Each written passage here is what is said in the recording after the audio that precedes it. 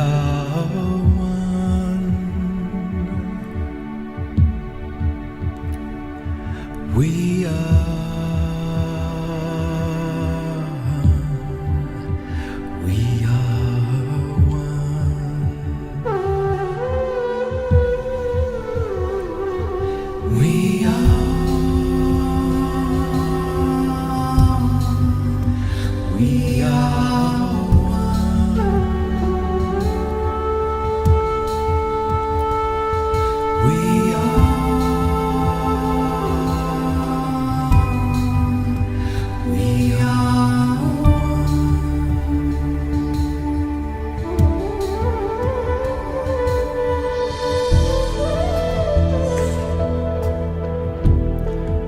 and we are love.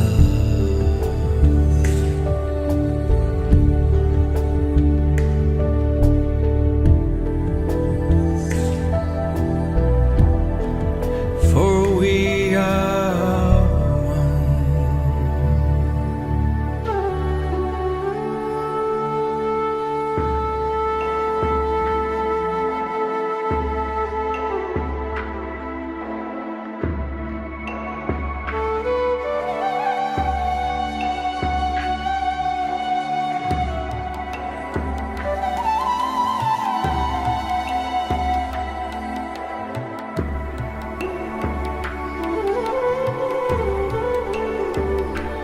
We are, and we are light. We are.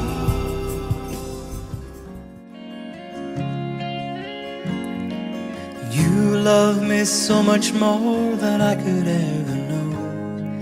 Your love is deeper than this world will ever show. And all of life's beauty shines around this moment now. The sky and the cliffs, they seem to change my life somehow. And I will never be the same, will never be the same. Whoa, whoa, whoa, I will never be the same, never be the same ever again. Well, here I am waiting, Lord, my life is just for you. Please unfold all the plans that you would have me do. And if all the world's just a breath and nothing's here to stay, and all of the love we feel will save us anyway. Will never be the same, will never be the same. Whoa, whoa, I will never be the same, will never be the same ever again.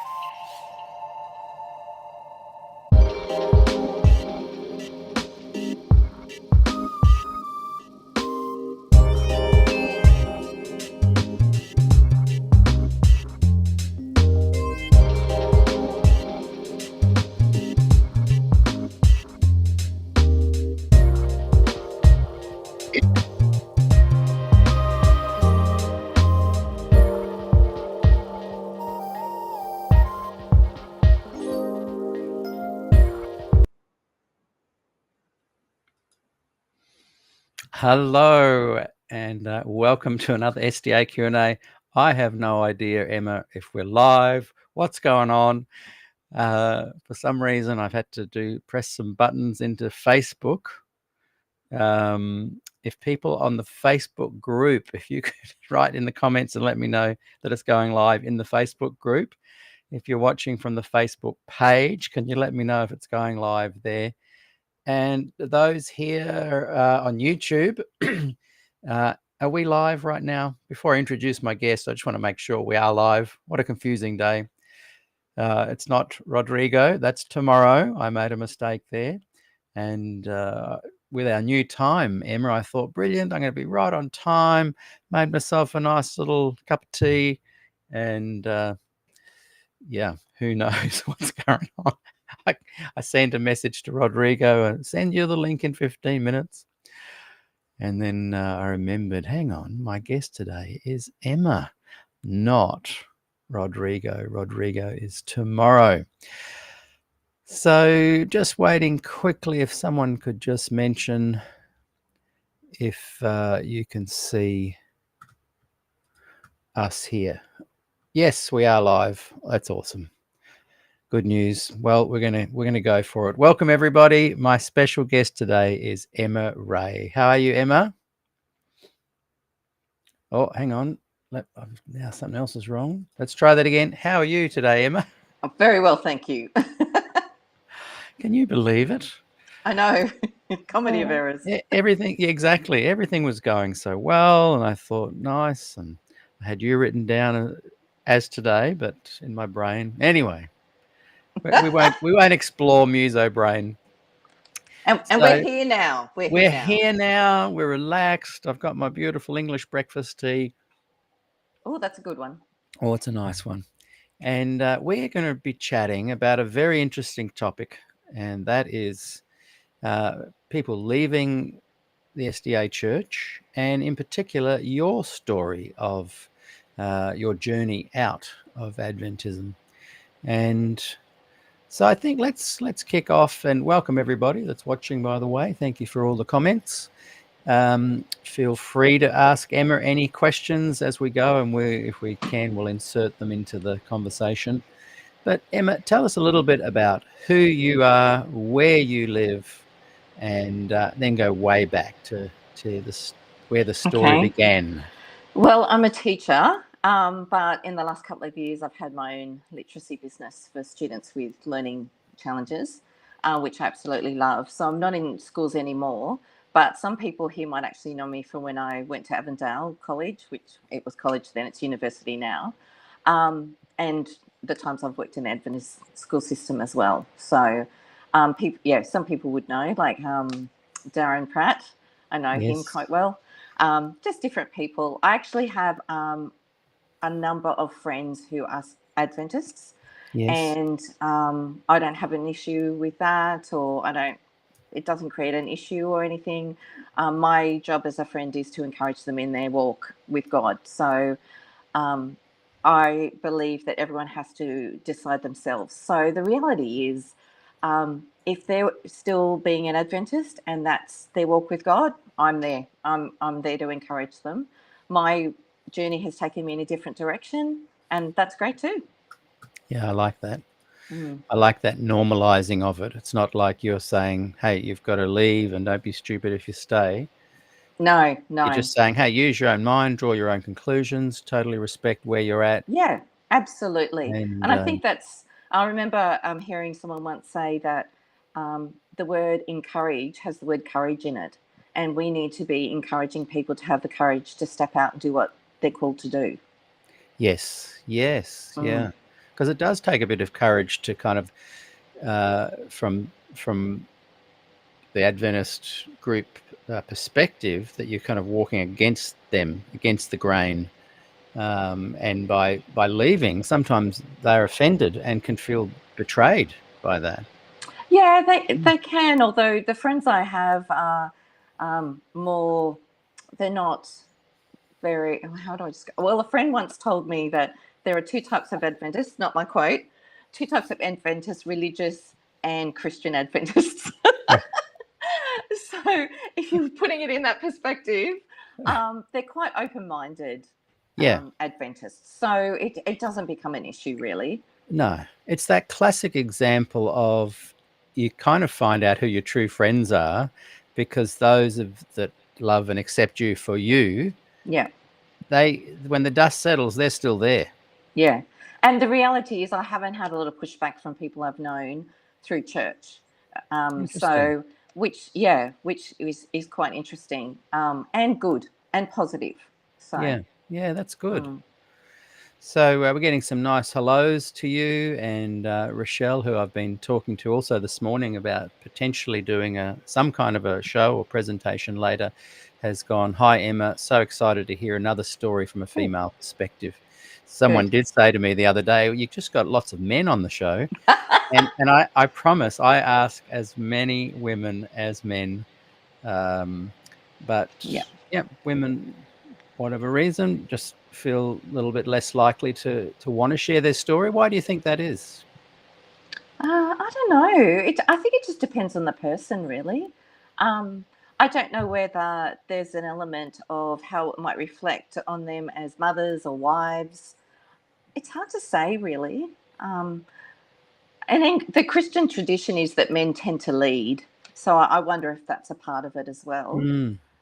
Whereas women will quietly go and do what they do, where maybe men are just more vocal in it. I'm not sure. Be interesting to do a sociological study on it. I was just thinking that, actually. So take us back to, were you born into the Adventist church? Yeah, my parents were Adventists. My mum still is. My dad's since passed. Very dedicated, very involved in the church. So I grew up as an Adventist, and then from the age of 7, we moved from Sydney to the country. And my dad's family's out there, and it was a very conservative church, which, we're talking about late 70s, early 80s, all that sort of thing. So I was brought up quite conservatively within what the church was doing. However, my parents were very focused on the faith part of it. And they were very faithful to their church, to a fault in many ways. But that was, I think, being part of the church and contributing to it as much as they could was a very strong sense of being faithful to God and serving not only him but others. So, and I can't, while I don't totally agree now when I look back on some of the things they did, I know they did what they did because they thought it was right, and they loved me and my sibling, and they wanted the best for us, and they felt they knew what was right, and so that's what they did. So I would never criticize them for bringing me up as an Adventist. Yeah. I think it's the intention in which people do it. Yeah, I certainly have no bitterness towards my parents or to even my upbringing in the church. No. I do wish that I'd been better informed as an adult. I feel like a lot of the liberal, progressive, revisionist gospel Adventists gave me false hope. I think deep down they knew things weren't going to change theologically. I think their whole push was, hey, worship style's going to change and you'll be able to play a bit more contemporary music or something like that. Whereas if I'd realised that some of the very core theological things were definitely not going to change, I would have just made an informed choice as a young adult to leave. And so I'm not bitter or resentful or anything like that, but I'm hoping that these days we can now provide a more informed choice to people, so that they can just Yes. decide for themselves, and it not be as big a deal if they decide to leave.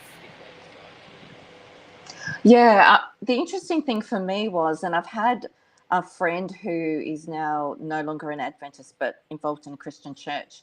She actually said to me, "How did you get to where you are now and understanding the things you understand?" And I have to credit that to my parents sent me to a Christian school. It was an interdenominational Christian school, and there was biblical studies that was taught in the early years. It was a very new one. So in the early years, the principal was the one who taught that the subject of biblical studies. And I remember one of his mantras was, "Faith plus nothing is salvation." So it was really interesting because I had a lot of friends who were from other churches, and so I was hearing different ideas on what salvation was, what interpretations of the Bible, all those sorts of things. But I was still going to church on the weekends because that's what our family did, and that's what you do. It did make it a little bit difficult in terms of there was a conflict in my mind. I would often go, "Well, why do we have to do this, this, and this?" But my friends who are quite devout Christians, and many of my Christian teachers were they were such role models to me as a Right. Christian.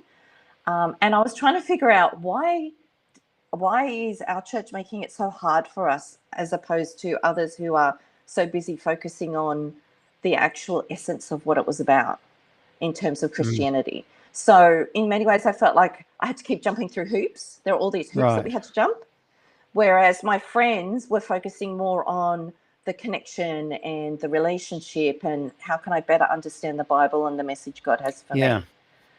And Yeah. yeah, so it was a bit confusing as a teenager. Yeah, and it was very different. Because I found that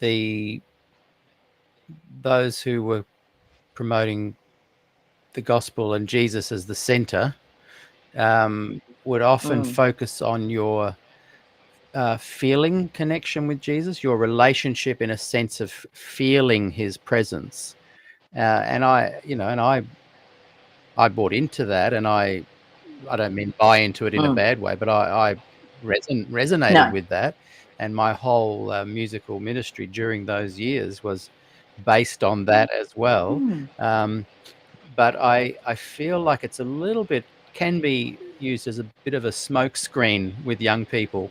And you go to the more progressive Adventist churches, and they're all about the community, the food, the personal connections, the socializing, the worship, the music, the personal relationship with Jesus, which are all brilliant.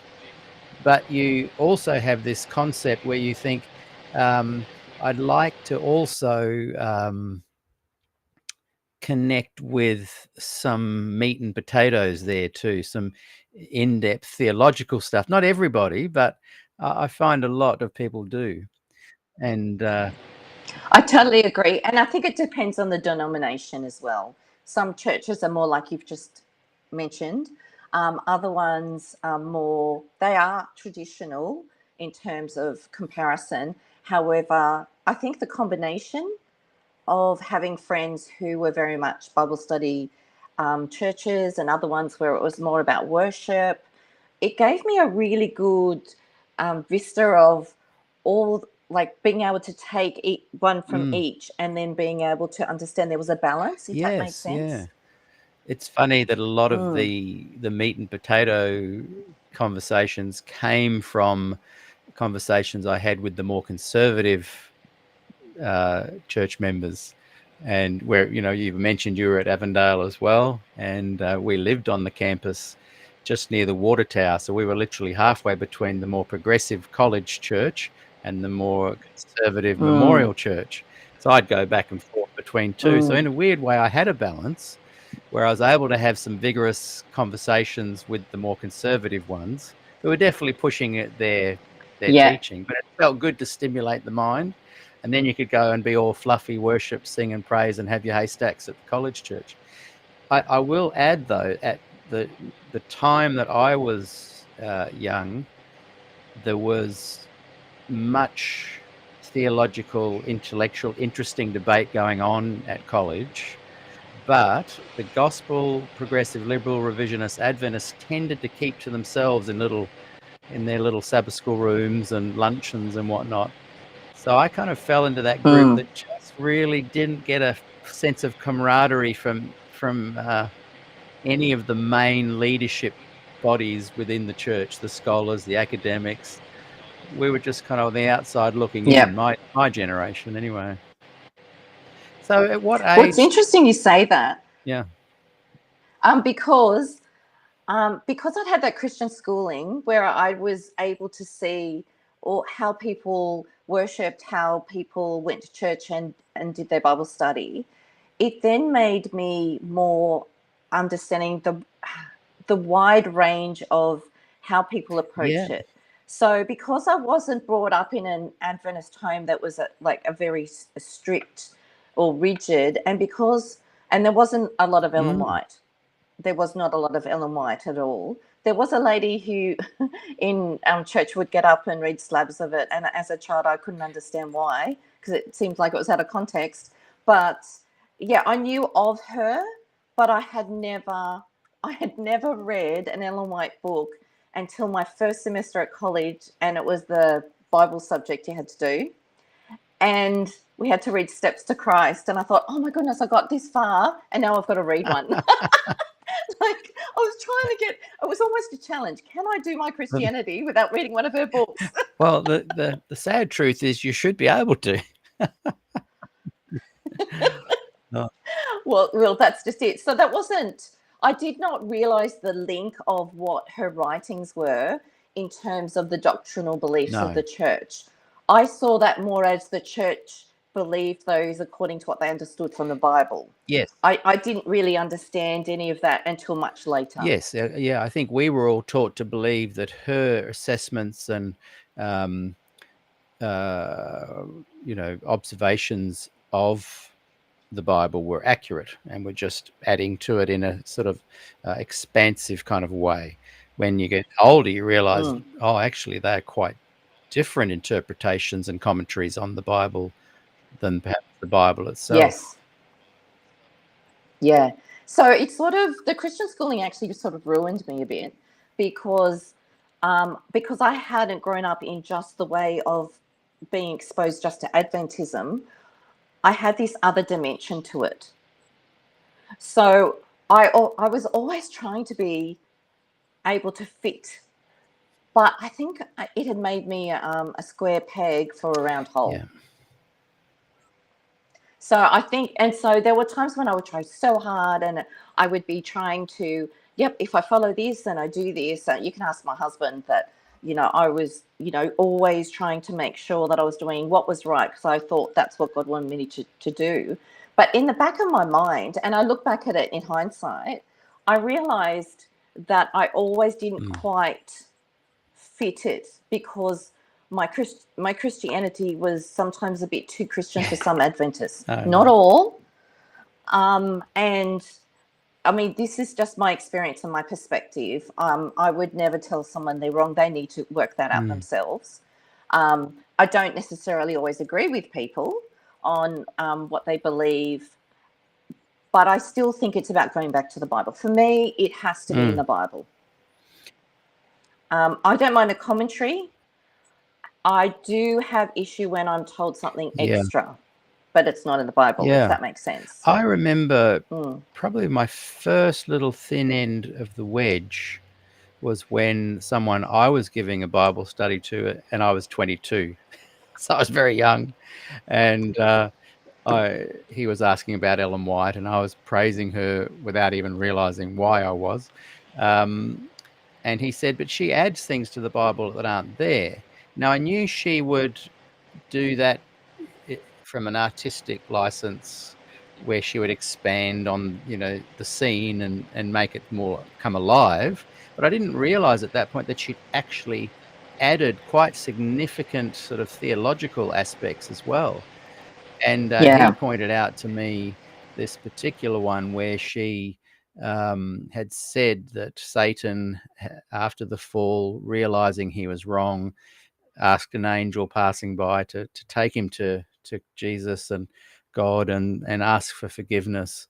And God, I think Ellen White says Jesus is there as well, I'm not sure, but which adds some other theological implications, but that God said, no, we can't forgive you, it's too late. Now that might seem fairly insignificant, but that's a massive theological injection into something that's not even there in the Bible at all. Yeah, exactly right. So a lot of those things she said, visions, different things, I did not actually become aware of more of the details until I started 6 years ago, starting to look into it more, because it was just part of church. I didn't realize it was part of what she was, what she had said, and how that had influenced what the church said. So I didn't make that connection. I didn't even make it in. I don't know. Other people would know, but when I was at Avondale, one of the Bible subjects was Yes. prophetic guidance with Yes, Alan yeah. Lindsay. I Love that man, just such a godly man. He's still alive. He lives yeah. just down the road from me here, and I remember that class too. I think it changed its name to, anyway. Yeah, I know the class. Yeah. And I'll be really honest. I remember sitting in that class, doing that class, and I remember at one point looking around going, does anyone else think this is strange? Like, something just doesn't feel right Yeah. about this. And it's hard, isn't it? But Because I you was love young. Dr. Lindsay and you think, Yes. he's someone I trust and value, and what he's saying I'm going to take on board and believe, because he's such an absolutely amazing person that lived his faith Yes, as well. absolutely. And so Yes. I had the same feeling. I thought, oh, that's an interesting thing about the shut door that he's talking about there. And I wonder how many other people were like you and me, thinking something's not adding up here. Yeah, it just didn't sit well with me at the time. But because I had all of that other previous instruction in high school. So there was a clash there. And I think that's where the square peg round hole really showed its face, I think. Here's Very a couple much of so. comments from those watching that seem to be relating to this as well. Always Christ-centered, no Ellen White until I began studying for baptism. And Hot Wax adds that up to that point, I thought Adventism was no different from other Christians except for the Sabbath, the Old Covenant food laws, and maybe their view on death. And David. Well, I had friends who were Baptists when I was at school, and they said to me, what's the difference between, say, what yours is and mine is? And I went, the difference is we go to church on Saturday, and of course you bring out all the cards. We don't eat meat, we don't do this, and a couple of other things. And I honestly thought that was it. I had no idea about the investigative judgment, that, the health message, and there were some stipulations that if you don't follow this, your salvation could be at risk. Some of the things that were written about, I had no idea about any of that. David adds, same here, Hot Wax. It wasn't until I became involved in lay leadership that I began to understand some of the people exalting Ellen White above all. I remember, I think about 2016, 17, I was still in the church, or I might have just left. Anyway, I hadn't left, so just before then maybe. And I was just doing a bit of a youth fellowship kind of thing, and there was maybe 20 young people there, all 26 to 36 age group. And I just said, look, out of interest, what do young people today think about the investigative judgment? And none of them had even heard of it. This is like mid 2015, 16. So even today, the church has been good at saying, we're just like everyone else, Sabbath, plus there's a few things we don't do, smoke and drink. I wonder now, if we did a survey, coming up to 10 years later, if young people would be the same. Has social media changed the landscape, do you think? I think that people are more informed. Like, I know that various platforms such as this one, you've had guests on that have explained it more, which has helped me.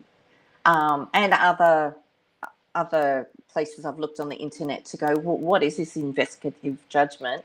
I do remember sitting in church, and the first time I got more of an idea of it was actually when Des Ford died, and there was a write-up about him. Wow. And because I remember about the moving of the Yes. memorial services and thinking, what? And I remember when I was at college hearing bits of, Des Ford, and it was said in hushed tones with, "Oh, we don't go there," but I didn't really know what it was Yeah. about. And so then I looked it up and found an article and read through it. And that's when I found out about Glacier View and what he was talking about and Wow, everything. it's recent. So I'm a grown woman, I have children, the whole thing, and I'm looking through this and seeing this, going, oh, okay. Because when I was in high school, I did do baptismal classes, and was baptized by a lovely, lovely pastor, Pastor Jackson, who went on to marry me and my husband. He dedicated both our girls. Just an amazing man of God. So I think like the Alan Lindsay, it sort of coloured things. I do remember when I first went thinking to myself, well, they need to prove to me why I should do this and not be Baptist or not be Anglican or not special? be something else. And so, of course, because I respected him so much, we went through all the different parts. But to be honest, I don't really think I was old enough to really comprehend some of that. You go through the 28 fundamentals, some of what was there and then it wasn't until later that I actually went, so when I got baptized, why did I have to agree to all the 28 fundamentals? And then was having in the last 5 years have been looking at it more and going, well, do I agree with that or don't I agree with that? And why would I or why wouldn't I believe that? The irony. So deep diving. The irony is that when you're little or young, and most of us were baptized between 11 and 13, I guess, lots of Adventists are, Adventism itself creates a suppression of deep intellectual thought in its parishioners, and it tries to just suppress you, but it tries to get you to sign up. Like the baptismal vows are way more intense than the 28 watered down fundamentals, and so you're there at 11. You're there at 11 signing this stuff that really you're not there yet. And then when you do get into your 20s and you start to have these distant inklings, an Adventist who's 25 is really like an average normal person in the secular world at about 14 or 15. We've had certain kind of pathways to deep critical thinking stunted within us. So it's not till you're in your 30s that you start going, hang on a second, the second the synapses have started to meld together now, and I can be a bit more of a critical thinker. In which case, often people have got families and their kids are in the church, and they go, oh, well, might as well stay. So it's a very incredibly designed religion to keep its people in the church and ignorant to what's going on. I don't mean that offensively, because as you say, there's so many amazing Christian living people within its ranks, and there's so many interesting scholars and academics as well. It's a fascinating religion. There's lots of good reasons to stay, but as far as critically thinking and having the opportunity to actually use that ability, that God-given ability, it's stunted or deflected, and so you don't get a chance to do it at a key point of in your life of making adult decisions. And so just to kind of go into my next sort of thought or question I had, Hot Wax adds here that to its credit, Adventism taught me to base my beliefs on the Bible alone. And when I did that, I couldn't get it to work. So my Adventist training is what ultimately led me out.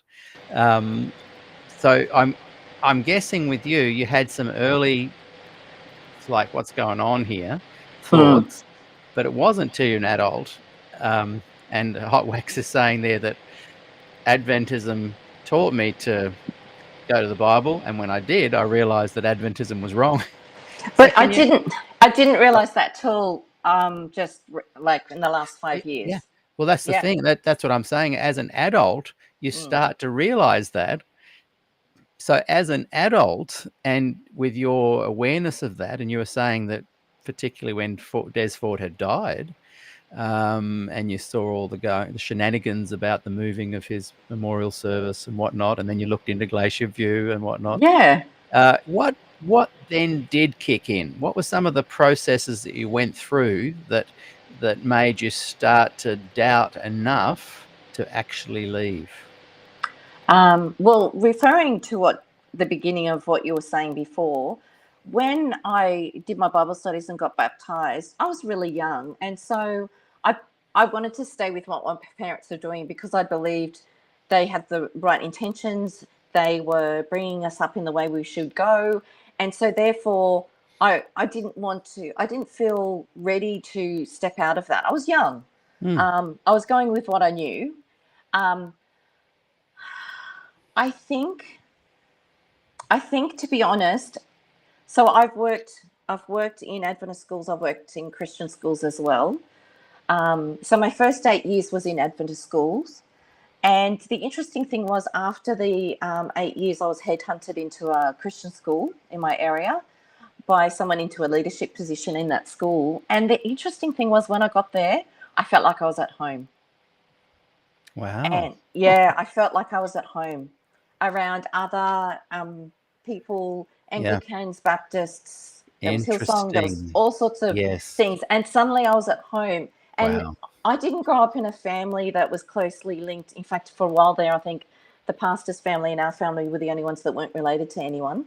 Um, and so there's not, well, I have grandparents who are Adventists. We're not from any major Adventist family. So, Yeah. Okay. and because we were sort of at the risk of offending, held at arm's length, like we were on the peripheral of the church. I've never actually felt like Wow. I click, like I'm, Yeah.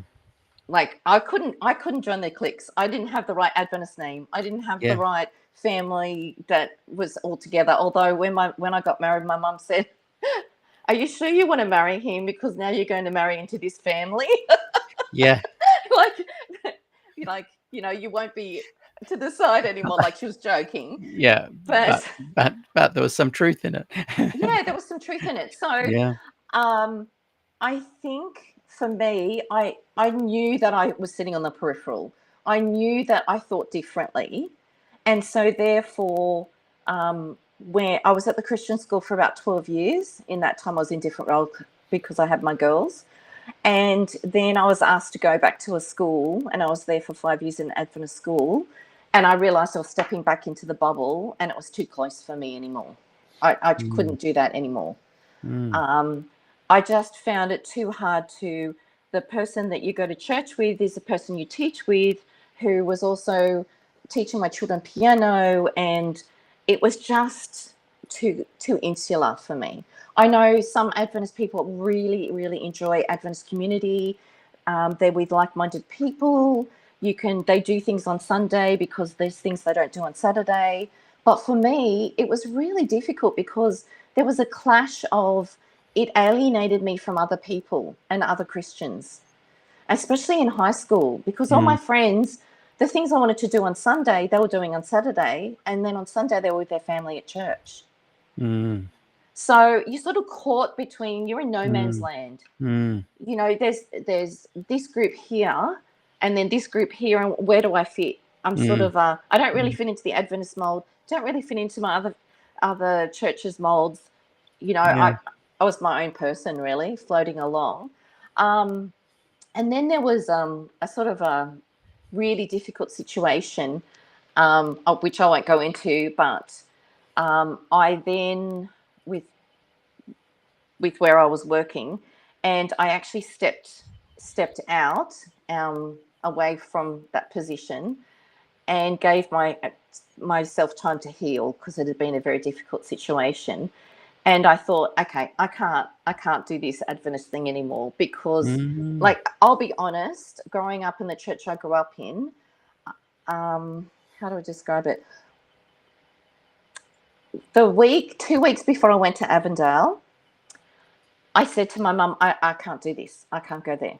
And she said, why? And I said, because Adventists aren't nice people, and I'm going to eat, sleep, and breathe with them, because I was going to be in the dorms. Wow. So I had always. You mind me asking what year that was? The year 90 to 93, I was at Avondale. Yeah. And I remember my mum saying, look, just give it a semester and see how you go. So I was like, okay, because I felt in some ways, because of my childhood experience in that church, not necessarily after that, it had been, I had to manage the personalities and how they did that. So then to live in it, but you could always leave church and go and live your week. Yes. with all my other Christian friends. Yes, yeah. So suddenly I was going to place myself in 24/7, like the Adventist community. Yes. Yeah. And it scared me. It really, really scared me. And there was culture shock. Yeah. There was definite culture shock, because our family interacted with a lot of people who went Adventist. So the Adventist enclave feeling was not something I was familiar with at all. Thankfully, when I went there, I found a lot of lovely Adventist people who I still keep in touch with now. Time. So that was a positive. Yeah, it was a real positive to be able to meet other Adventists and see that there's the gospel Adventists who had some similar thoughts and ideas as well. So that, I think that was a blessing. Yeah. So, but I still knew that I was always very much a Christian teacher. I was who I am as a Christian went through into my teaching. So one of the things I miss in my literacy business is that I don't teach Bible anymore. I love teaching Bible. So, but I realize now, looking back, there were times when I would often have verses on the board. And there are some verses that I look at and go, oh, that's probably not a really good one to put up in an Adventist classroom, like Bible verses. So, like, I used to have up there, I think it's Romans 9. Where is it? I'll tell you it. This one, I used to have, if you declare with your mouth, Romans 10:9, if you declare with your mouth that Jesus is Lord and believe in your heart that God raised him from the dead, you will be saved. So I'd have those up, and then kids would say to me, but don't you have to be baptized? And I said, yeah, that's a declaration of your faith when you get baptized. I was clueless. I did not realize that it was part of the membership and part of salvation. Like I knew it academically. Yeah. That's the thing. People that are more liberal, progressive, revisionist, gospel Adventists, they do have a really positive take on it.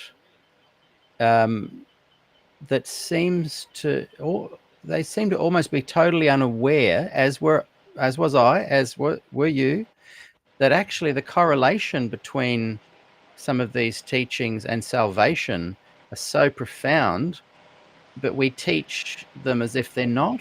We teach them as if they're just a normal gospel message. Yeah, exactly. Exactly. And I would have students in my class, because nowadays there are a lot of students who aren't Adventist, who go to Adventist schools. So I saw my role as in introducing them to Christ, introducing them to the Bible, introducing them to salvation according to what the Bible said. And I probably just didn't make a very good Adventist Bible teacher. You kept directing people to the gospel. Yeah, not the three angels gospel. No, that's exactly right. So, because I remember as a kid seeing the three angels. I don't know how much you went to the country, but in the country they'd often have the three angels signs on the side of the churches, and I would go like, why did they have that there? Mean? And also, I think, especially for my dad was like salt of the earth man. He wasn't a highly academic person. He was a tradie, but he had a real heart for God. And so Sabbath school lessons were not his cup of tea.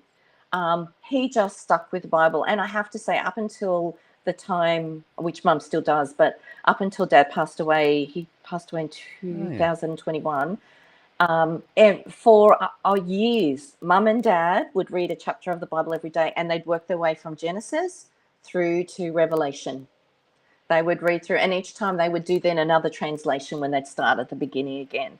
So, and my mum would read it, and my dad would take it in, and they would discuss it. And I really admired that about my mum and dad, that they have always been very, what does the Bible say? I think that's kind of what I term as the meat and potato, or whatever I said before, where you are actually getting some kind of let's look at the word time. I'm not necessarily meaning it has to be scholastic or academic or incredibly intellectual, but there needs to be more than just the good feeling cultural element. And it's interesting that they did that, because I think that's what edifies people. A lot of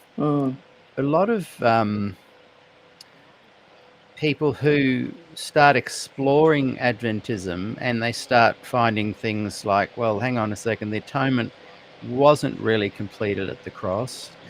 We've got to add this other bit of 1844, and we have to make it fit with this. And hang on, so Satan's the scapegoat, and what's this about Jesus being a Levitical priest? They seem to go, okay, well, that's all wrong, but as long as you focus on Jesus, it's fine. They seem to me to feel that Adventism is just another benign Protestant religion. What I'm realizing, the more I study, the more I look into this, is that it's actually not just simply a benign religion. It's one filled with mines and potholes and pitfalls that can lead to quite deep mental health distress. What are your thoughts? It's interesting you say that, because I wanted to be a good Adventist, an Adventist Christian. That's how I saw myself. And I realized that some of the things like, Sabbath or eating clean meats, all those sorts of things really weighed on me. So I remember it was a breakfast at the Christian school I was working at. And of course they had eggs and bacon. And I remember thinking, now the eggs are cooked on the same plate, barbecue plate, as the bacon. So does that mean that it's going to like infiltrate? And I remember going, hang on.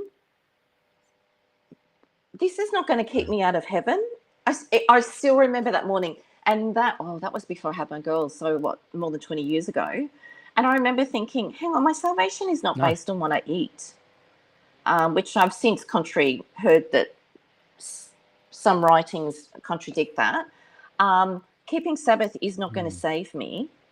And so it's really interesting. I still remember it was September 2000 with a friend to her church. And it was after I'd had this really difficult time. And I remember thinking, I don't have to be Adventist if I don't want to. I don't think I want to be Adventist anymore. I actually just want to be Christian. That's all. Mind you, I had said over the years, I'm Christian first, Adventist second. The number of eyebrows that raised over the years when I said that, and I could not understand why. But I do now. It's such a passport to heaven. Yeah. But they don't want to admit that it is. But the interesting thing is, I still remember that day, and I was in the worship service, and I remember thinking, I don't have to be Adventist, and I'm no longer going to be. And it was like a tangible weight lifted off me. Wow. Yeah. It felt physical. I did have a lady from another church once tell me, that you got to be careful, because sometimes that's God lifting his protection. I'm like, no, I'm good. That's God lifting his protection. See, little things like that scare people, don't they? And well, what if it is right? Oh, if you think, what if it is right, and I get there and the Lord says, Adventism was right, you're not coming in, well, then you haven't understood God at all. That God's Well, love is not ever going to say to you, exactly. you used your mind to leave the religion, therefore you're And going to be it punished. drove me more into doing Bible study, Yeah. like going into it. So one of the things that I did was I thought, right, I'm going to be reading whole books of the Bible. Like I'd never really read the book of Paul, like the Romans, Galatians, all those sorts of ones. It was never something that was It's really all cherry picked, emphasized. isn't it? It's all proof text. Every So Adventist church service is all over the place. and because of that, I actually looked into what was the background of the purpose of why Paul wrote that letter. What was the culture at the time? Why was he saying what he was saying? For instance, some people, some very conservative people I grew up with, one lady was very upset when ladies braided their hair because Paul said, you shouldn't braid your hair. But then that's because the women who braided their hair in that culture of that place that he was writing to were, and didn't cover their heads, were the prostitutes in the temple. So he was saying, we don't want you to be seen to be like them because we want you to be different. We want you to shine a different light. So you have to be very careful that you understand the background to it. So every time I did one of the books, I would look into the background, the culture, Wow. what the issues were of the time, all those sorts of things, and then I would start. That's great. So I would go to each chapter, I would read through the chapter, and then with the verses, I would actually write down and summarize what it was saying. And then look at it, and I would look at different translations, and I would go through it. Galatians, I did Romans first, and then I did Galatians. Galatians was a huge eye-opener. Yeah, that's the big one. Yeah, that is the big one. And there were two things that came out of that for me. One, the Gentiles who'd become Christians had actually been told by Paul, express with your mouth and declare with your mouth that Jesus is Lord and you're saved, and be baptized. So that's what they did. But then the Jewish Christians were coming in and saying, no, Paul's wrong.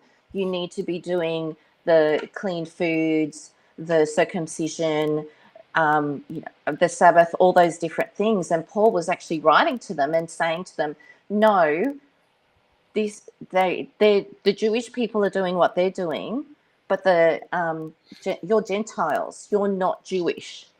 And so that's when I went, actually, I'm a Gentile Christian. Yeah. I'm not a Jewish person. Wow. And it actually makes, so the other thing that jumped out at me, Yeah, that's a good one. which was huge, Because Adventists was, often feel that they're like Jewish. they're the Jewish version, and to be not the fair, Gentile. I remember being in year 3 and telling someone, because I went to a public school in primary school, and I remember going, saying to a friend, they went to church on Saturday, and they went, are you Jewish? And I Yeah. said, I don't Don't know. think so.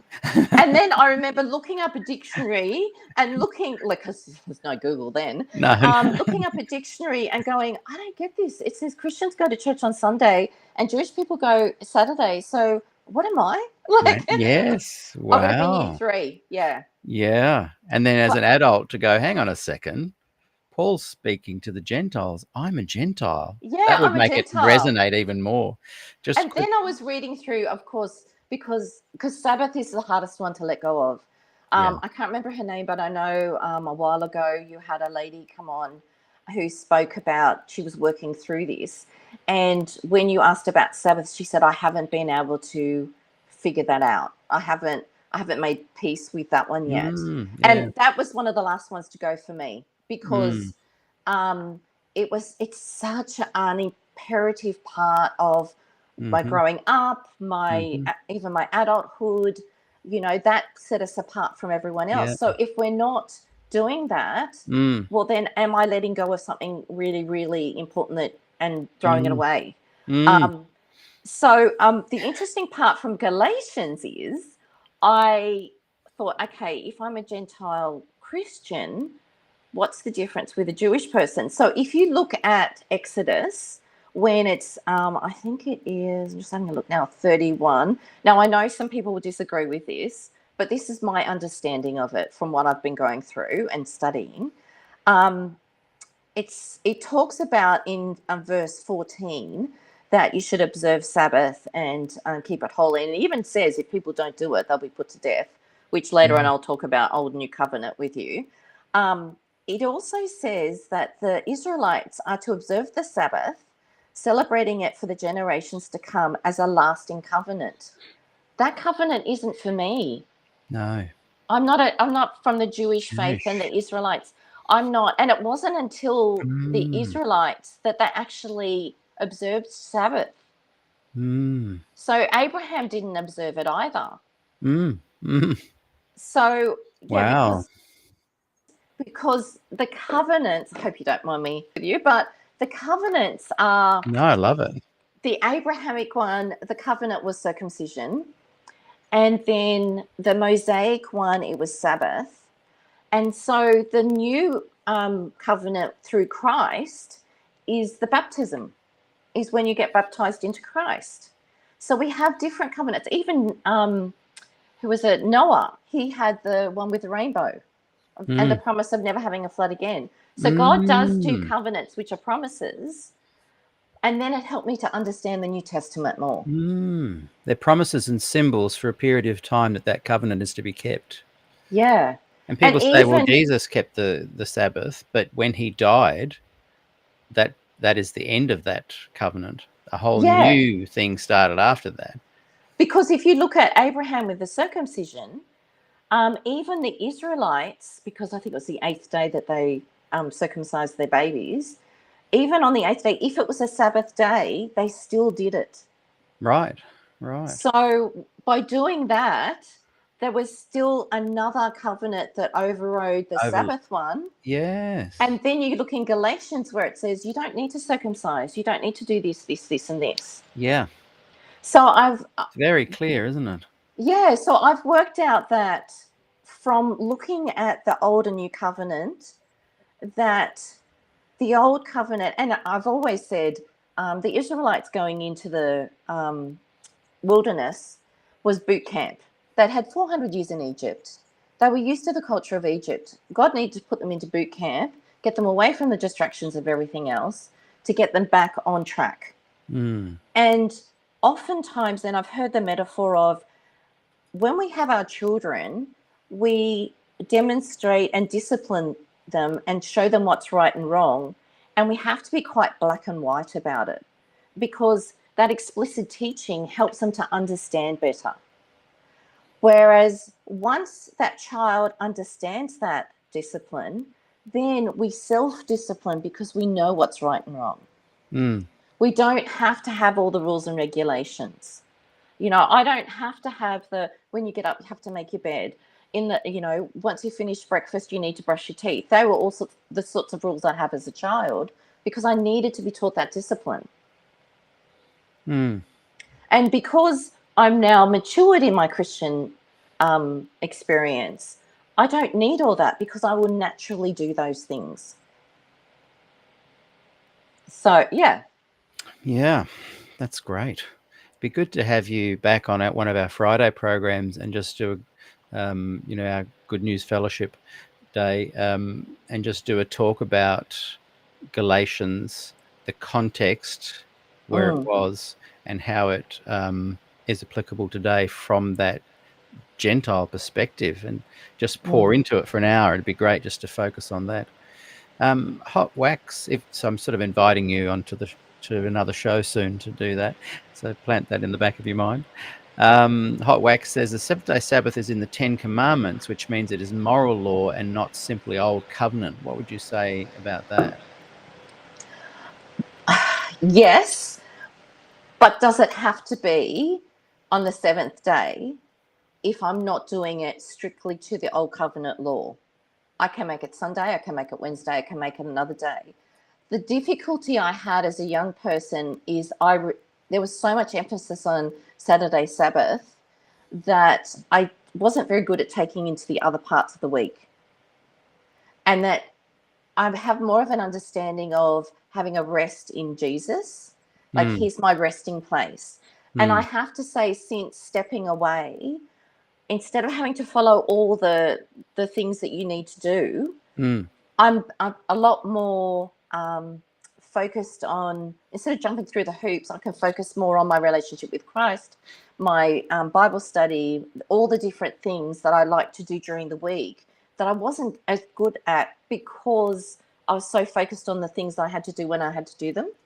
Yeah. Now, that's my personal perspective. Well, That's my experience. as things overlap, old covenant symbols and activities and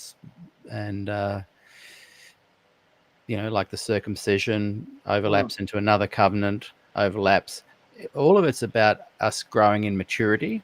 Yes. And so when you look at the 10 Commandments and the Sabbath, you then go into another covenant. There's still an overlap of that there, but the understanding and the maturity level is to do with seeing it from a different perspective. And sorry, we just lost you No, there. yeah, I know. And so as you're more mature, you don't go, oh, I've got to go to church on Saturday to be saved, and the Saturday is this time, and it's sunset to sunset, and these things have to be done. You start realizing the resting into Jesus is the rest. Now, And I can still go to church Saturday. I yeah, can still do all of the things that I would do. I go to another church now, and I still am involved in that church, and I'm part of that church and the community and all that goes with it. Like I said, I can do it Saturday. I can do it yeah, another day. I understand that there are a lot of people who don't agree with that, and I'm comfortable with that because yeah, everyone has to look at the Bible and see it as it is. And to be fair, members of my family are still struggling with my view of that now, and I've had to be very gentle with them because this is my journey, not theirs. And I'm not here to go, you're doing it all wrong, you should be. no. That's not my place. Mm.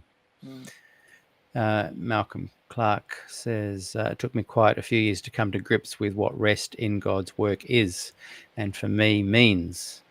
And I still love Days Dying in the West, that song. So he's agreeing with you there that, yeah, you can still keep Sabbath. You can even still love the way you were raised with it and the nice kind of associations you have with it. But it's not a salvific thing. It may have once needed to be for those who had come out of 400 years of slavery. But as we post death on the cross, it has a whole new perspective and meaning, and I believe is no longer salvific. And growing up, a number of teenagers who were at the church left because it was too hard. There were too many things to jump through for them. It was just all too hard. And it's interesting. One of my friends, I would catch up with her. It was after I finished my teacher training. She did teacher training at another university. And then we were sitting down and she said, so give me the nitty gritty of Adventism. And I went through it all. And I was explaining how it works and we do this and that and don't do this and that. And I remember she sat back and she said, I don't think God wanted it to be that hard. And that has never that's left so me. true. And that would have been in the 90s. Yeah. That thought and that comment has never left me. Do we make it harder than Yeah, it needs to be? that's what I see Adventism's doctrines as being. The gospel understanding doesn't have to be that complicated. And Paul says we cannot observe the law perfectly. We cannot do it. I know there is a train of thought that Jesus was perfect and he was human, therefore we need to be perfect. But he was divine. I'm not divine like Jesus. I cannot be perfect. I was born sinful. Yeah. And he was divine and perfect for the very point of a sacrificial atonement need. Like you could only have had a perfect being sacrificed on the cross, and that's why he was perfect, not as a demonstration that we too must be. Now, Motor Sapien, and thanks for writing, Motor Sapien. Every time you write and ask questions, it helps me understand more where you're coming from, Peter. But that's where you diverge from the maturity. Emma said she doesn't need a law to brush her teeth, not because she's immune to plaque, but because she understands for herself why she needs to. And I get that, and that's really good. But I think what you're saying, Motor Sapien, is therefore the Sabbath needs to be kept, but because you have a mature understanding of the principle of the Sabbath. Whereas I think what Emma's Yes. saying and I'm saying just goes a little bit beyond that, in that it also means that maybe you miss a day, maybe you do it once a day instead of the 3 times that you do as a kid when you're raising kids. So the keeping of the Sabbath and the brushing of your teeth, you don't keep the Sabbath even though you have a more mature understanding of its principle. You can then decide that the Sabbath might be a rest that you choose on a different day. It's a period of time. A little bit different to the plaque on your teeth, but I see what you're saying there, and I'm glad you said it, Motor Sapien, because I can see where we differ now. You're kind of saying that if you are in understanding the principle of it, you'll still keep the Sabbath, but because you now understand the principle of it. Whereas I don't really agree with that. I don't think the Sabbath falls into that same category. But I see where it's so close to what I'm saying and what Emma's saying that it seems like it's saying the same thing, but I don't think it is. And I think that's where you've got to delve into the Bible. You've got to keep looking. You've got to keep. I personally, the Sabbath school lesson, even before all this, just didn't do it for me. I needed to actually be doing a Bible study where I was actually reading the Bible and finding out the background and all that sort of thing. That's my experience. That's how I feel. But other people get a lot of understanding and a lot of knowledge from the Sabbath school lesson, because we're all created differently. 100%. Yeah, and as you approach it, that's why you're right. You've got to be really careful judging others on where you're at the moment, because you might be a totally different place in 6 months' time. Stephen Beagles writes, the literal keeping is for our blessing and not our salvation. I would say that the literal keeping of it can be for people, some people, where they're at, if they're feeling that their understanding of the gospel is this, they might feel that it's celebrating the risen Savior on the Sunday. They might feel that it's following the lunar time frame of Sabbath. They might feel, especially when you're on a sphere, a globe, you cannot keep Sabbath. Like you can't even keep those hours, sunset to sunset, on a sphere. You just can't. So obviously, when people thought that, God was speaking to people at that time that only understood this concept of, that they could keep the Sabbath sunset to sunset. And then as you mature, you realize that that is absolutely impossible. So for me, I might take those hours of rest and divide them up into 3 parts of the week and have 3 times a week that I set aside little smaller chunks. Or I might do it Sunday, or I might do it Friday, or I might do it Saturday. But it is no longer, even possible to keep the Sabbath from sunset to sunset. It's just absolutely impossible to do that on this globe. So it's not just about having a understanding of the principle. So keeping the Sabbath on Saturday is somehow right. It's very nuanced, I know, and I can see why Motor Sapien and I and Steve Beagles disagree on this. But I still love them both, and hopefully they love me, because I'm probably wrong. And I have to be honest, in my experience as a child, it was very arduous, and there was a lot of, okay, sunset, then you can't have this, and you can't do that, and you can't, and you can't, and you can't, and you can't. And so sometimes I would actually get to the end of the week and go, okay, we've got to do this Sabbath thing. And my parents weren't like overly traditionally strict or anything, but there were certain things that we could or couldn't do. I remember, and my mum laughs at it now, but we had a pool, and it was, so in the country, 40 degrees, like it's jolly hot. And I remember we wanted to go in the pool, and my mum said, "Oh, well, go in, but just don't splash around and have fun." Yeah. Yeah.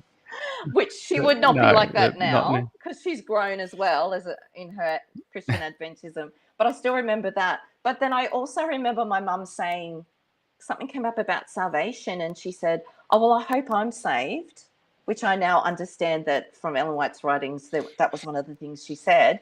Whereas because I was going to a Christian school, I'm like, "Oh, yeah, you are, Mums. You know, you profess to be Christian, you profess a relationship with Christ, and He's your Savior. Of course you Yeah. are," you know, because I didn't know the nuances of the Adventist writings at the time. Yeah. Stephen Beagles writes, "Keep it Israel time, LOL." You know what's funny, Stephen? I was looking into that the other day, because my theory is, if you are going to be a Seventh-day Adventist, keeping sunset to sunset on the actual time Jesus did, you can't do it on the Greenwich Mean Time, which is, I think, at least 4 hours the other direction. Maybe more, I'm not sure, maybe less, but it's not the same. So if you are keeping Greenwich Mean Time sunset to sunset Saturday around the globe, forget all the difficulties you'll have with the international date lines being changed everywhere. And well, also, so I've in my research, I've looked into Ellen White's writings. I thought, well, I really need to be looking at this as well.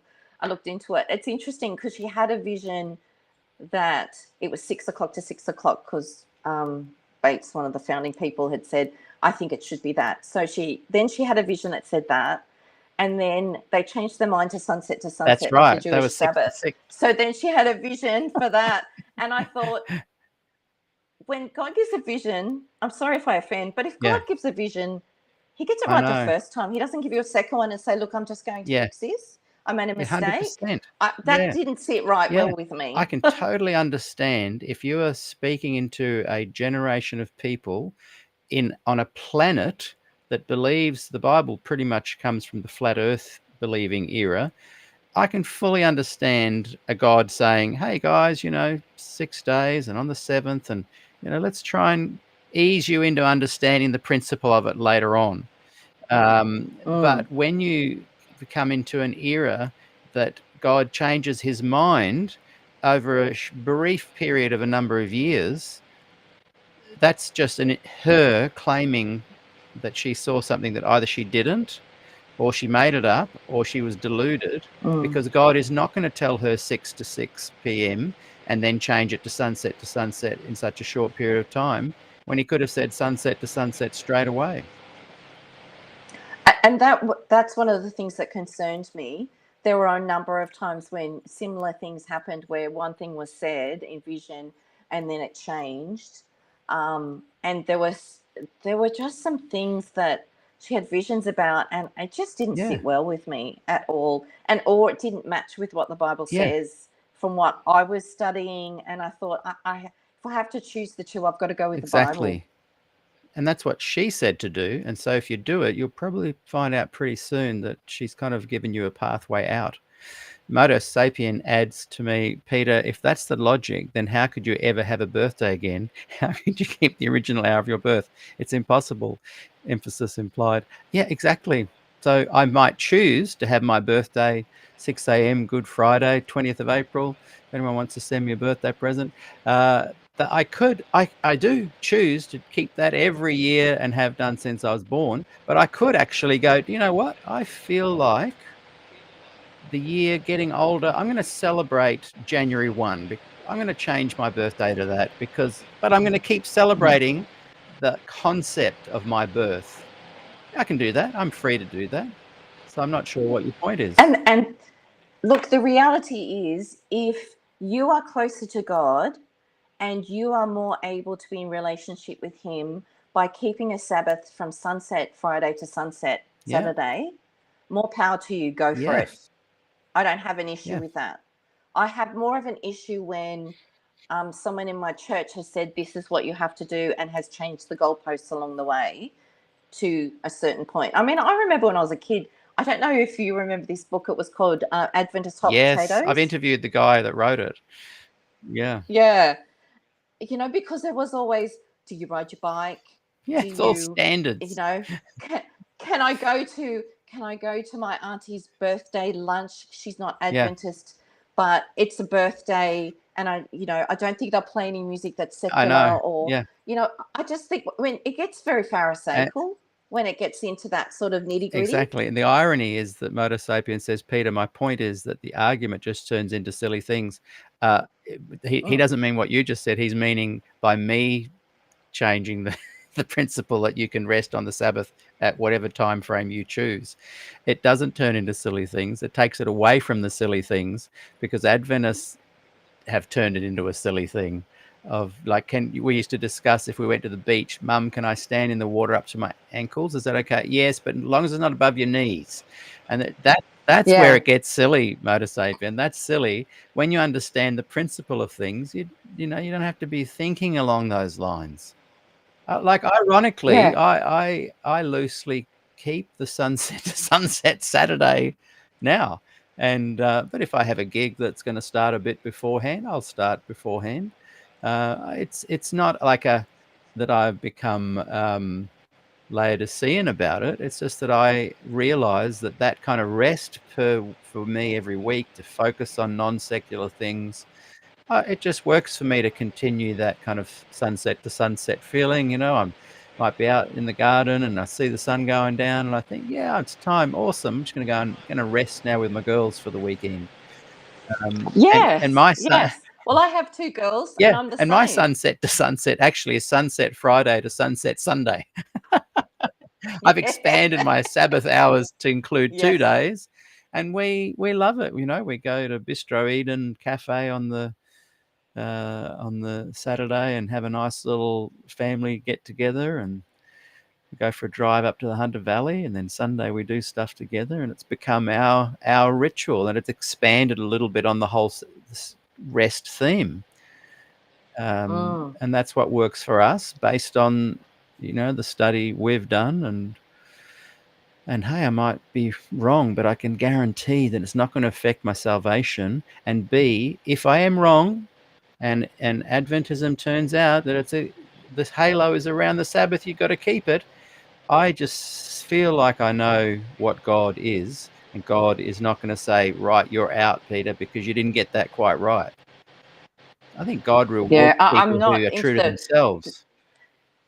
I'm not into the Puritan fire and brimstone, which has been something that is of a tradition throughout history, from different churches. That's not my God. Is of connection, relationship.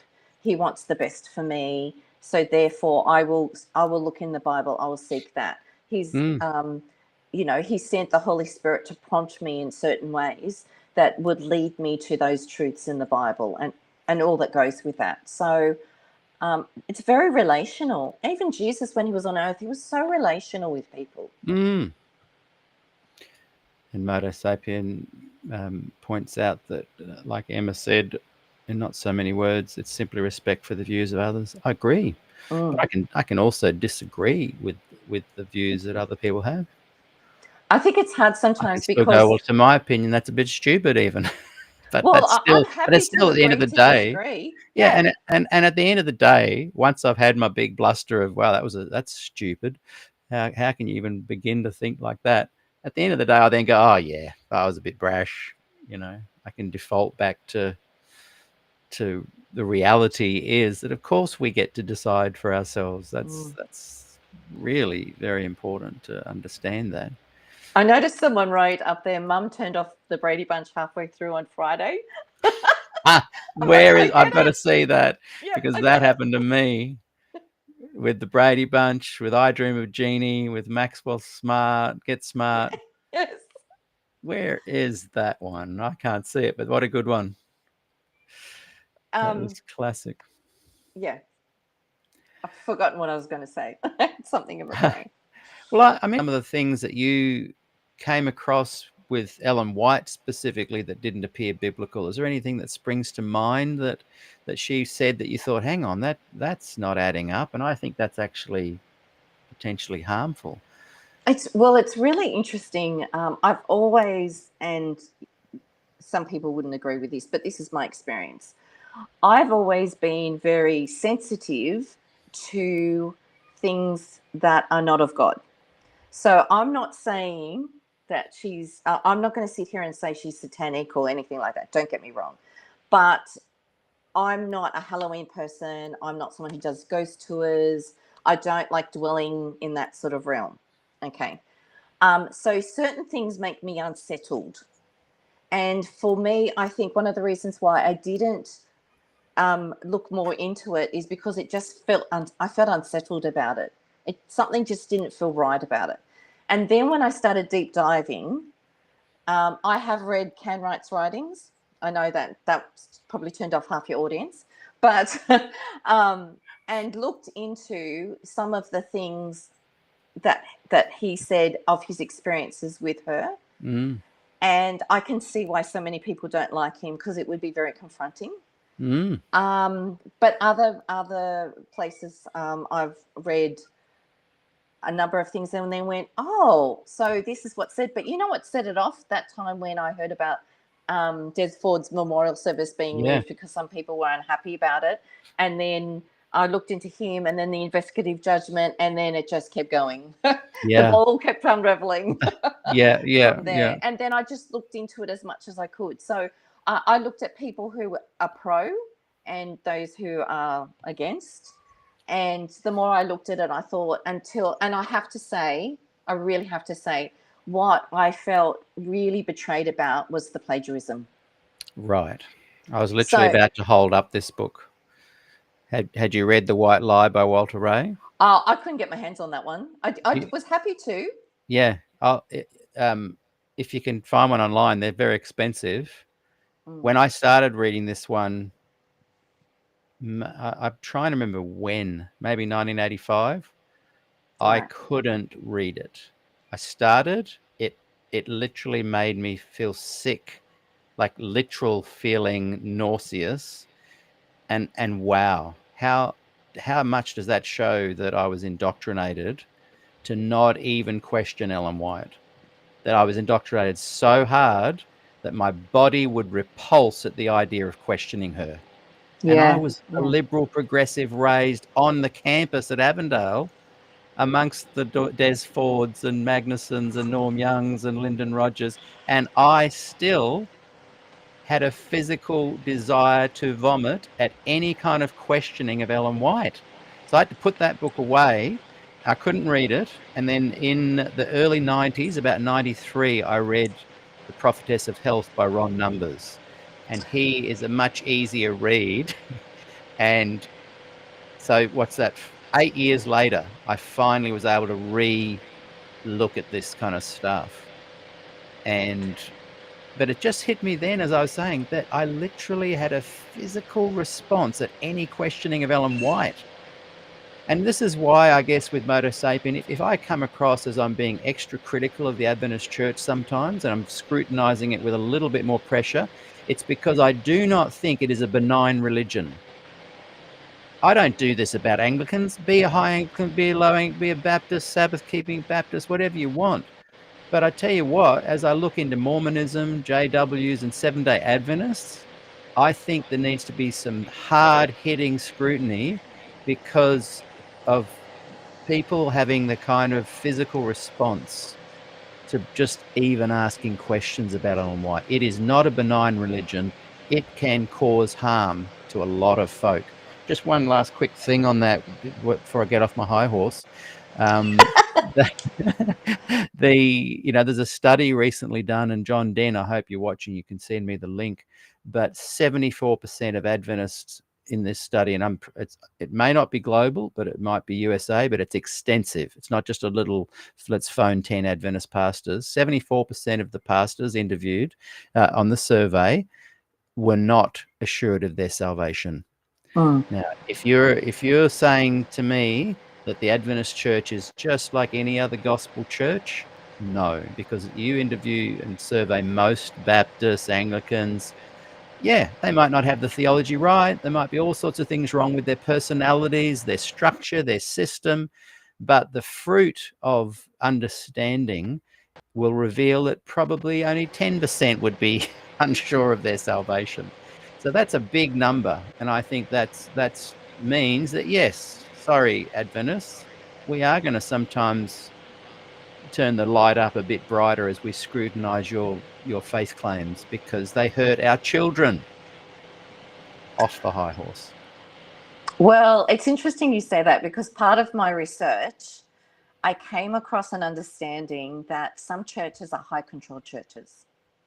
Yes. So some of my friends, when I was in high school, the thing I noticed was there was not, like I said before, there weren't as many things to jump over or jump through as others. And high control churches tend to do that. Now, I know that especially when I was growing up, and that I can see to a degree that's changing, because there's more gospel Adventists than I've ever seen before. But if you're more traditional, you like that. And I actually have my own theories as to why people like being part of high control churches. I think there's a few reasons for that, but can you unpack a bit of that? Because I think that's important. And Andy Mack's going to be going through the roof right now, because she said this on my interview with her last year. Adventism that's is a it, Andy high Mack, demand that's who it was. religion. She's the one that inspired you to think that? Yes. Oh, that's awesome. Yeah. Because Oh, this is well, not a she said comment it. from her. That's right. Yeah. She said it, this is and not a. I had been listening to a podcast, because she referred to the podcast that referred to it by that definition, and I knew exactly what she was talking about. That's so at good. the time. And this is not a comment she's making now. I loved it so much that I've put it in my files here so I can bring it up every now and again. So thanks, Andy Mack, for that. Can you just unpack a little bit about why you think that is? Do you think you can see why it works, but can you also see that it might be even beneficial to some people to have to keep themselves in that kind of structure? See, can I just say one thing? I would say that if someone's in an Anglican church and they lean to needing a little bit of that high demand religion, just go into the high Anglican church, and you'll find it. And I would never say that it's dangerous, but for me, the Adventist version of a high demand religion is dangerous. But tell me why you think you can see it working. Some of it is from my experience of standing back and observing and seeing people's responses, including someone I know who is Anglican, and I've seen him do this as well. And no judgment, just observation here. I think some people like more structure. They're more prone to, if they have the structure, there's security in that. Nothing wrong with that. Don't have an issue with that. Also, I've seen over my time that there are people who, once they leave home, because they might have had a strict upbringing or for whatever reason, when they leave home and then they go out in the world, they sort of lose themselves in whatever it is that the worldly part of life. And so then they get to a point, and often it's when they have children themselves and they start reflecting, that they go, actually, I need to get my act together. And then they go, well, I need to, confess my sin of confess all the things that I've done to God. I'm going to start a new leaf, start a new page in the book. But they're a bit scared they'll fall back into it. So if I have a really high controlled church, it keeps me on the straight and narrow. Right. Also, for some people, and a lot of this is observation, some people, while they've asked for forgiveness, they haven't forgiven themselves. So it's almost like a penance. If I do this and this and this, I'll sit right with God. And I've seen people do it. Or they will do that and then they go, then I won't fall back into that secret sin of what I've been doing. So I've seen people do that. I've also seen people who have a secret sin but do that to try and balance it, because they can't they keep doing that secret sin that no one else knows about, and to sort of appease themselves, that's what they do. Yes. Yeah. Just things I've noticed over the Yeah, years. I think you're totally correct. Yeah. And I think what I would try to do if I had any counseling with someone that was needing some kind of high demand church around them, I would say, look, perhaps don't consider the Adventist high demand religion because it's got some other things that are going to actually cause you some consternation. But perhaps consider the Anglican Church or some of the Eastern Orthodox religions who have lots of um, structures and ceremonies and rituals Hmm. that can just keep you in a nice place. I love rituals. I don't mean walking down with incense. Yeah. I mean, I love that, every Monday I go to Double Take Cafe, 12:30. That's my ritual. Yeah. Once a month, every Friday, my small group in Toronto has a gathering and we all get together and sing music. I love routine and rituals. I agree with you. I can see why that would be important. And routines and rituals are really important for our families too. Especially when you have children, because that's part of families. There's certain things that you do, like at Christmas, there's certain things that my family does that would be different to yours, Yes, but yeah, we love those celebrations and how we celebrate it in the way that we do, yeah, because that feels like Christmas to our family and it feels like Christmas to us. yes, yeah. Like, And even if it's as silly as something like, I don't want tinsel on the tree. And my husband goes, no, a Christmas tree has to have let's tinsel. have That's just tinsel. how You it go, is, okay. you know? Okay, it's fine. That's when you start blending the rituals together. And even if Yeah. you don't believe Santa Claus is real anymore, uh, you can see the importance of the rituals. Let's look at some of the comments. There's some interesting ones going along here. There was one where there's comparisons between Adventisms and the LDS, Latter-day Saints. There's a few people have written and said the white lie, someone saw it for $26, someone's just 50. I tell you what, my Ah, advice, if you can buy the white lie, the cover just fell off a couple of days ago. If you can get that online for, $50 even US, which is about 500 Australian, not really, but if you can get it, go for it. It's a great. It's a little bit confronting. That's why I recommend people go and buy the latest pressing or printing of the Ron Numbers book, Prophetess of Health. That to that's a me, hard one that to get is a to, must read book. Is it really? You can buy it as a Kindle download on because I Amazon. couldn't get the Kindle. So I might even just share. Yeah, Aussies are funny. You've got to go into an American account and Ah, then cross back over, and it's really annoying. Robert Lindbeck is the only one and if he's watching today, can you share the link for me? Because I'll just check now, because if it is easier now to get, I'll share the link. Yeah, the latest version. Yeah, see, hardcover 95 US, 59 US for the paperback. And you're right, the Kindle is not coming up. mm. But I will say it's definitely available on a Kindle because I have got it. Try and find it. That book is one of the greatest books I've ever read on this topic. And then there's a whole lot of others. I'm hoping to do a show on books I'd recommend very soon, and that's going to be at the top of them there. What books have you Mm. read what books have you read that have kind of led to you to have a better understanding of not being an Adventist is a good thing?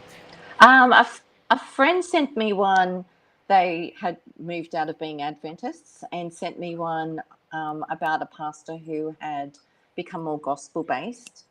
And so, therefore, in the end, he couldn't be an Adventist pastor within what he was doing. Right. It's quite detailed. And then he noted some of the issues that he had, whether it was Ellen White or some of the doctrinal issues, which got me thinking, okay. And then looking at what the church is saying now, I have to say I really relate about the women's ordination, how you Yeah. said that was the final straw for you. Yeah. I do remember reading in the record that it was in a small section, and it said that if people, if unions and countries weren't abiding by it, that there'd be consequences. And I was so appalled. I was so appalled by Yeah. that. If one of my girls wanted to become a minister, and they felt a calling from God, Yes. I don't feel any person has the right to stop my No child from doing way. that. Because it's not a theological issue, it's an ethical one. And I'm so disappointed that, like my daughter's 12 now, and she was 2 when I was kind of leaving the church, 2 or 3.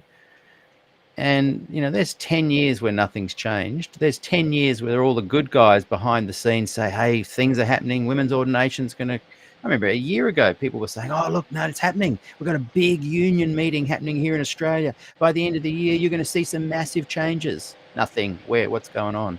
It's just ridiculous. It really disappoints me. And it has to be. And it's a cultural thing. In some Yeah, cultures, it's disrespectful for women to get up and do a sermon. And that's fine. In my culture, it's not. exactly. Yeah. It's not. I can go to a Christian women's conference and have women up the front leading in a Bible study and presentation. And I can hear the same thing from a man. But if God's called Yeah, that exactly. person, who am I to say I know. no? Well, look, credit to Ellen White. She set up the unions because she knew that she didn't want to see a global kingship from the GC. She wanted the unions to zero in on the cultural needs and understandings of Yes. their day, their time, wherever that was in time. And she was Yeah. very forthright in helping to set that up, and she showed actual foresight. I wouldn't say visionary, but she was a bit of a political mover and shaker, and she knew how to set up a system. And I just felt totally betrayed by that no vote. Totally betrayed. Like you said, that's why I left. I sat there going, boy, I've had squirmy feelings about all the doctrines. I just don't think she had visions. I've had all these things, but I didn't think I'd ever leave the church until that day. And then I thought, no, cannot put my name to this anymore. This is unethical. And look, if in 2 years, all of a sudden they had given a vote to the divisions and the unions in their part of the world and said, you can if you like, that would have been I would have probably rejoined. I don't know, but maybe I don't think so. But I would have at least had respect. I would have had respect for the movement that was supporting women's ordination, which I'm fast losing respect for because they're all talk, no action. Sorry, guys. I know that will offend you, but the reality is my daughter's 12 now. What have you done? What if she grew up wanting to be a pastor? She can't. Why? Because she's a woman. Of the union jobs represented here in Australia, it may not be accurate now, but there was a time it was true. 23 of the positions, only 10 are open to women. And my understanding, having spoken to a high-level union or SPD guy just this last week, only one of those 10 that are available to women is actually, it has a woman in it. So come on, guys. When are you going to wake up and do something about that? Boy, you're getting me on my horse today a lot, Emma. Well, when I was at college, there was someone, I can't remember her name, but she was doing theology, and it was, some of us were saying, well, what job is she going to get? Like, not that we had an issue with it, but like, what's the future hold for her? And someone said, oh, it's okay. They'll probably put her in a school chapel. And I remember thinking, but what if she wants to be a leader of a local church? I know. Or I know. but then it's not just an Adventist thing, to be fair. There are other denominations that have issue with it too. Yeah. My issue isn't that it's a unique thing at all. We know it's not. Every denomination has it. But from my understanding, you will have people in those other denominations speaking publicly and boldly about what they believe. So it might divide a church, but at least you know where you stand. You know who's speaking for and against things. In the Adventist church, you'll have behind the scenes a huge number of union and SPD guys going, we want women's ordination. Can you say it from the pulpit? No, we can't, or we'll lose our jobs. That's what I don't like. I don't give two hoots that there's going to be division and drama and fighting over this topic. What I don't like is the duplicit nature of people who support people behind the scenes, giving them all sorts of encouragement, but publicly won't say a thing. That's what gets my back up. But then that comes back to the point of a high controlled church is where the leadership says, this is what you can and can't say. This is what you have to go with. This is what you have to do. And it's harder if you're a pastor because, yes, it's your job, but it's also your church. Whereas as a teacher, if I'm somewhere else and I'm teaching in a school that's even a Christian school, I can have a different idea of, say, State of the Dead to the teacher next to me. We'll have a great chat about it in the staff room. Yeah. And then agree to disagree and then move on. Exactly. But it doesn't, I'm not going to be hauled into the office and told, listen, you need to get your State of the Dead right, and you shouldn't be talking to other people about it if you've got a different idea of it. So that's where it becomes murky when you've got that. And even like I was talking about before, when you're working for the church and your friends are in the church and you're doing things within your church, and it just gets very small. It gets very murky. Yeah. Well, I had a pastor say to me the other day, it's nothing wrong with non-disclosure NDAs, non-disclosure agreements, and most companies have them. Look, I can fully understand the Commonwealth Bank chain having non-disclosure agreements with its employees, but I'm pretty sure that most employees, once it got to an ethical nature, they would leave the bank if they were felt strongly enough about standing up for ethics. And when the Adventist church has, I think I've had one person on the show who is ordained, employed pastor saying he publicly supports women's ordination. Good on him. That was fantastic that he did. One or two. But in 4 years of me pushing it, they won't come on. And that just, to me, indicates an unhealthy church and a real weakness in leadership. Goodness sake, it's been going on for decades. Some women who were fighting for it in their teens and 20s are now in their 70s and 80s, and there's just no sign of it changing. Rochelle. And so that's when you step off that train carriage and you move on to another one, because there's only so much you can do. That's what I did. And and in many ways that's what I did too. Yeah. I couldn't make peace with some aspects of it, so then I had to move. And I realized there was a situation where I realized I was the fly in the ointment. Yeah. So I needed to remove myself from the ointment. Yeah. Because that's how I was perceived. Yes. And so therefore there was not going to be any change or any reflection on, do we keep doing this or do we not? Yeah, exactly. Yeah, good point. Rochelle writes, and it's not even about whether or not women want to be leaders. It muzzles God and says God isn't allowed to call females into leadership or ministry. True. Mind you, more power to you to be a pastor. It's not my gifting. No, teaching's my thing. It's funny, I did teaching, but I think I would have been a better pastor. I got offered a pastoral position once to be the volunteer pastor, because as you know, in the Adventist church, well, back then in the 90s anyway, as a teacher, you were given a ministerial license. It was some sort of tax lurk for them. And so because I had a ministerial license, the conference asked if I would go and be the pastor for a year at Alice Springs. Brand new church, little home next door, nice hall. I would have loved it, and I should have said yes, but I was a teacher.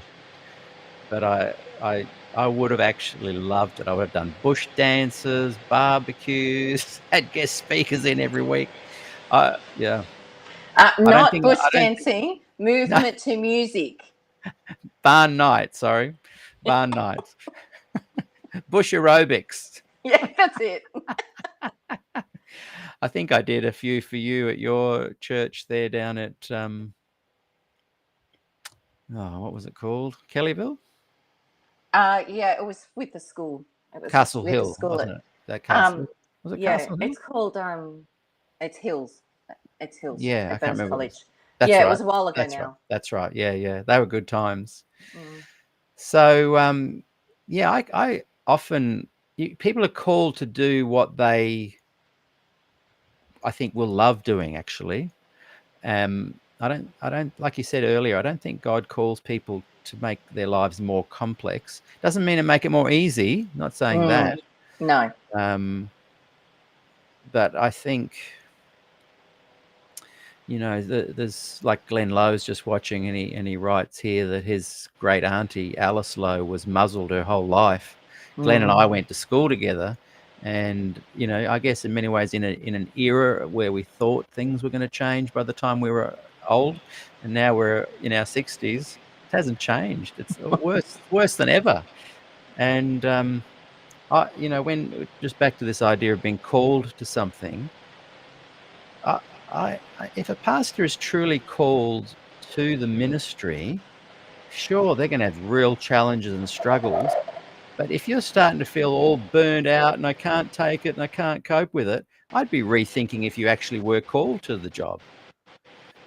This sounds weird, but I feel called to doing this program. Yes. And I have Yes. had more hate, criticism, ostracizing, Wow. suppression, hate mail than ever in my life. I've had so much good stuff too and support.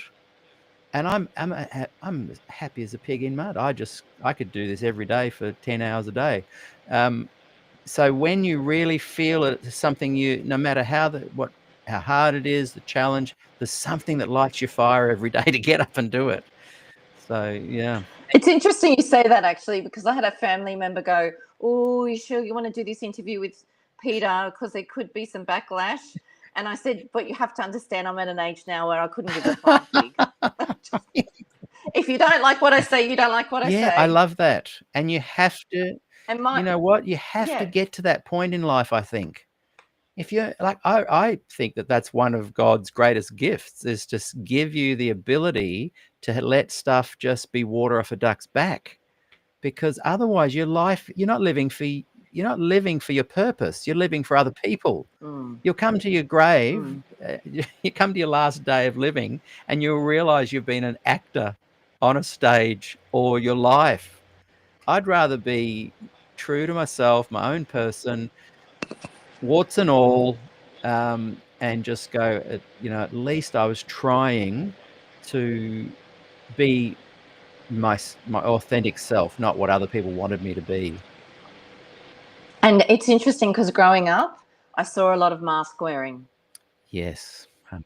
So I'm now in a church where there's twice a month there's a Bible study group, a women's Bible study group. There's about 6 of us, and one of the things that I find, not only do I love, we usually focus on a book of the Bible and we'll do a study on that, but one of the parts of it is to pray about issues that come up. And some of the issues are extremely personal. Right.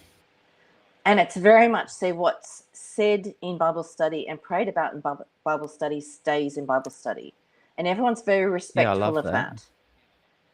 And so one of the things that I found growing up was people would put the mask on so I'm ticking off all the boxes that I'm perceived as doing this, and this. And to be a good Adventist, I need to be doing this because this is what I was watching being modeled. Yeah. And so, you put your mask on and you do all the right things around all the right people, even things like if we invited someone over for Sabbath lunch after church, and so we ate clean meat.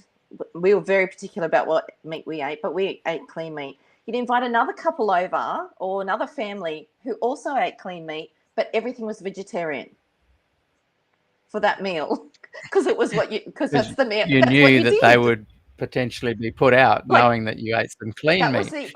but that's what was expected. And I'm like, I used to think, well, what's wrong with putting the meat in there? If we eat it all the other time around other people, why? And they do the same. It just didn't make sense to me. So because of the mask wearing, I found sometimes it was hard for me to get a group of women who were comfortable in sharing that. And as my 19-year-old daughter says, you don't have to gossip. You just need to be listening when people are praying out loud.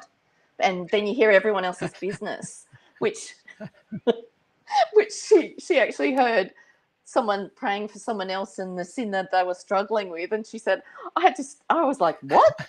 What's going on here? Why am I hearing this? I know you get all the gossip as they reveal their addictions. But getting back to the original thought, everyone feels so comfortable sharing the challenges that they have. And there's been all sorts of difficult challenges that you wouldn't necessarily want to advertise to everyone, whether it's go pray for us because we're going to marriage counselling. I don't know if we'll stay together, my husband and I, or challenges with sick children, or lots of different things that we've prayed for, and it's just so comfortable. And I had never really experienced that before. Yeah. There's an acceptance for, taking you where you are at, who you are. Michael C. for Complainer writes, official YouTube channel, Peter, making hate mail accusations is easy. Miles is famous for that. Could you show us some examples? Mate, just go and look at Advent Messenger, type in Peter Dixon, Barn Night, go on YouTube. There's a guy doing a whole sermon there. One point in the sermon, it's about 2 hours long. He doesn't talk about me or the Barn Night the whole time, but we're a little bit a part of it. He says, I'd like to go back in time with the prophets and take Peter Dixon and throw him off the nearest cliff. I've got some that I can find and share with you, Michael C, if you like. But I will happily say that I get so much good, positive email messages across my path as well. And my point isn't that I get good or bad things. My point is that I don't let those things steer me onto a stage to act and be scripted. I don't let the good and the bad, the good and the bad, kind of guide me as to what I feel that I need to be doing. And I'm not perfect. I would hate my life to be examined. But same. But I'm simply saying that in the middle of the good and the bad, you can find a place to be yourself and to try and head in that realm way even more. So I'm not, but I'm happy to, Michael, send you. So I got some juicy ones that, you'd have to make sure you didn't let your kids read them. They're juicy. Rochelle writes, reason 9,999 why I hate praying out loud. Oh dear, classic. So look, what kind of things did you want to is there anything we haven't covered? Is there some, I know you've really brought us some I loved what you were saying earlier about Galatians and contextual and how that really gave you some massive insights. And we both agree that perhaps Galatians is ground zero starting point, at least, for go and read it. Just read it. Bang, just that book. But I'll say it again. I'd love to have you on, maybe even next Friday, Thursday night, USA I have to time. have a look. Have a look, because I really want someone to present. No one's really done it yet. I just want a presentation on Galatians, but in the context, and then what you feel a Gentile can take from that. I think it'd be a wonderful, just an hour, just to chat. But I'm just putting it out there publicly because that's how I organise the show. I'm not organised enough to get it done behind the scenes. And it does draw you very much to the gospel Yeah. message. Galatians really, really does. Yeah. So ponder it. An official invitation for next Friday, but get back to me on that. So is there anything else you'd like to kind of talk about, close on, summarize, share with us? Any more experiences? It feels like we could talk for at least another 2 hours. Yeah. Andy Mack has said that I should make a compilation video of all the bad stuff. That would make for very interesting viewing. I just want to encourage people to, read your Bibles and do a Bible study. Understand the cultural background of it. Be open to a new way of doing things. It may be confronting, and for me, it wasn't as bad. But I know for some people, if you're fifth generation Adventist, all your family is Adventist, you're very immersed in the culture, to step away from that would be very, very difficult. Very, very difficult. For me, that wasn't as much of an issue. For me, I needed to seek the truth from what I could see through my studies. And as long as it is bringing me closer to Christ, that is the most important thing. Motor Sapien loves asking via the comments what my guests how they would summarize the gospel to them, what the good news of the gospel to them is. So not wanting to put you on the spot, but he's thrown that in there in the comments. I've just said, for me to just say, what you think. Oh, absolutely. That I believe that Jesus is my savior, and as a result of that, I seek to have a relationship with him, just as he seeks to have a relationship with me, and to be constantly in his word and open to the guiding of the Holy Spirit in that seeking of his word, to be able to understand his plan for me and what salvation really is, and then to be a light to others, share that with others, so that they too can have that saving relationship with Christ. And the reality is, if we're looking to the Bible, it is faith plus nothing. Yes, works are the fruits of our faith, but it does not earn our faith. This is slightly off topic, and that would have been a really good moment to end. But this, I think, is a really important thing that Bam Bam has said. Angry at myself for not doing proper research on how the dissenting were treated like Canright and Ford. The same spirit is alive and well today. And that's a really good point to raise, because I think all of us, those watching this show and beyond, if you can research how dissenting voices are treated within the Adventist Church, you will be shocked at what goes on. And it is not nice. It is not Christian. It is not loving. It doesn't carry the spirit of the Holy Spirit at all within it. And I'd encourage people to research those who have a dissenting voice. And you can be dissenting and still loving and still accepting of how people decide to choose their lives.